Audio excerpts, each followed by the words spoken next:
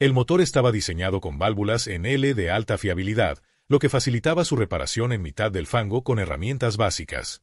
La fuerza del Go de Bill se gestionaba a través de una transmisión manual Warner T90 de 3 velocidades, combinada con una caja de transferencia Spicer 18 de 2 velocidades.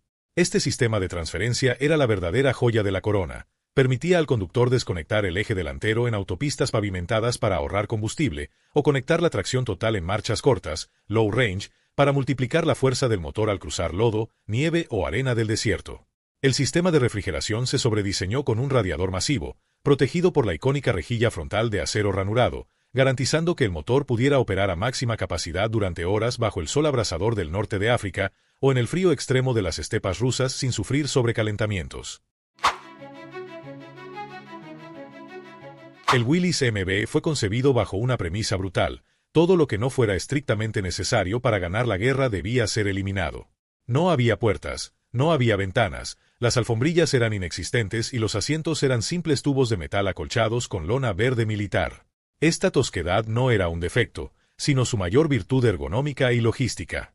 La carrocería del Jeep era completamente plana, lo que permitía que los vehículos se apilaran unos encima de otros dentro de cajas de madera especiales para ser enviados en masa en los barcos transatlánticos. Una vez en el puerto de destino, un equipo de 4 mecánicos inexpertos podía ensamblar un Jeep completo en menos de 3 horas utilizando herramientas comunes.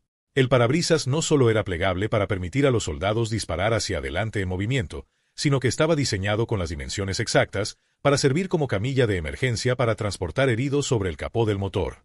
Cada rincón del vehículo tenía una doble función táctica. El parachoques delantero sobresalía lo suficiente como para servir de banco de trabajo o para colocar troncos de madera que ayudaran a desatascar otros camiones. El tanque de combustible, con una capacidad de 57 litros, estaba colocado directamente debajo del asiento del conductor para protegerlo de las balas enemigas y la metralla de las minas terrestres.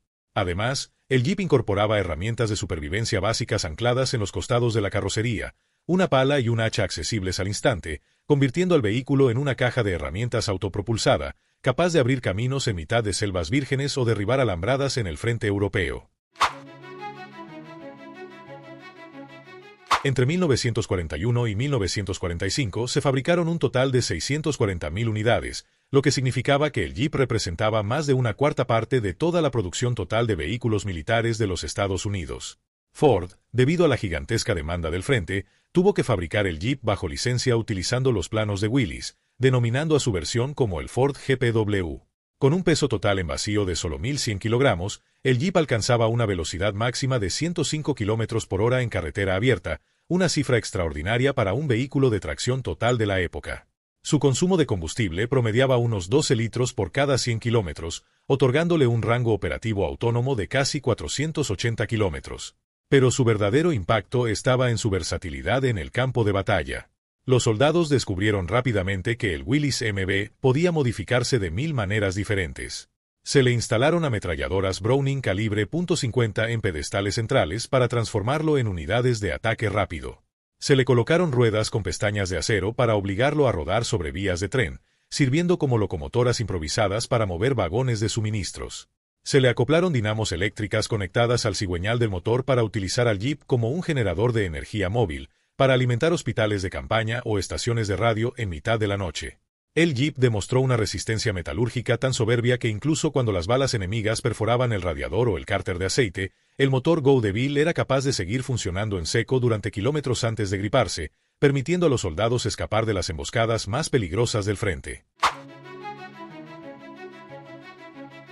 Al finalizar la Segunda Guerra Mundial en 1945, el Willys MB se negó a desaparecer. Los miles de soldados que regresaban a casa en Estados Unidos, Europa y América Latina exigieron a gritos un vehículo que tuviera la misma fiabilidad que los había salvado en las trincheras.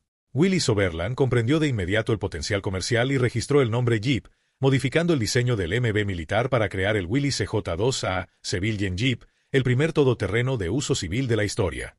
Se le añadieron faros más grandes, una compuerta trasera para la carga de herramientas agrícolas y una toma de fuerza mecánica para conectar arados, convirtiendo al antiguo guerrero en el mejor aliado de los agricultores y constructores de la posguerra. La silueta del Willys MB inspiró directamente la creación de todos los vehículos todoterreno modernos que conocemos hoy en día, desde el Land Rover Defender británico hasta el Toyota Land Cruiser japonés. Todos ellos nacieron intentando replicar la fórmula mágica de simplicidad y tracción total inventada en Toledo, Ohio.